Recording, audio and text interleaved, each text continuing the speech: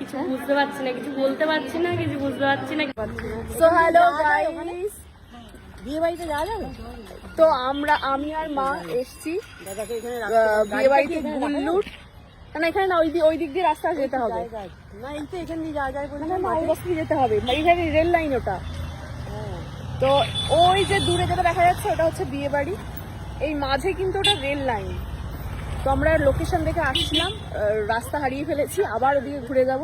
কিন্তু পয়েন্টটা হচ্ছে কোনেই এখনো মণ্ডপে আসেনি, ফোন করলো, সায়কও এখনো আসেনি, ও অন্য জায়গায় আছে। আপাতত আমরা আবার গাড়ি ঘুরিয়ে দেখি ওখানে যাই, গিয়ে আমরা তো আগে যাই, পরে কোনে আসবে। হ্যাঁ আমরা, হ্যাঁ সেটা একদমই তাই, একদমই তাই। মা পরে দিয়েছে, সুন্দর হয়েছে। তো ফাইনালি আমরা এসে পৌঁছে গেছি গুল্লুর বিয়েতে, কিন্তু কেউই আসেনি। চলো আমরা এবারে ভেতরে ঢুকি, কি হচ্ছে দেখা যাক।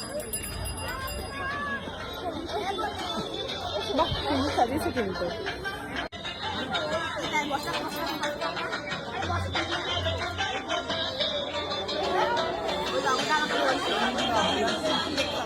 লাইট কম।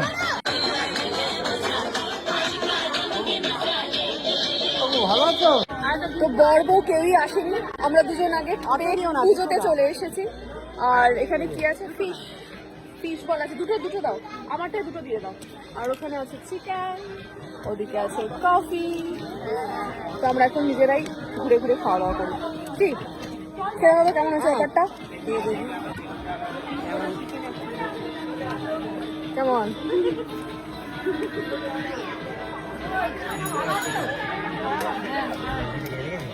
এই এত দিও না, আমাদের কোণে দেখার আগে কোণের মাকে দেখে নাও সকলে, কি সুন্দর লাগছে গো তোমাকে।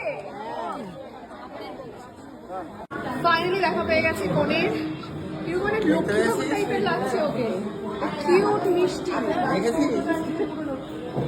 আরে সেই সব ভুলে ফেলে চলে এসেছি বাড়ি,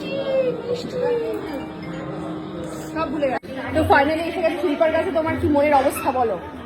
এখন কিছু বুঝতে পারছি না, কিছু বলতে পারছি না, কিছু বুঝতে পারছি না, কি করবো। ভীষণ ভয় লাগছে, মানে এখন ভয়ে আছে, ভয় লাগছে, টেনশনে আছি। তো গুল্লু কখন আসবে? আসবে, আনতে গেছে।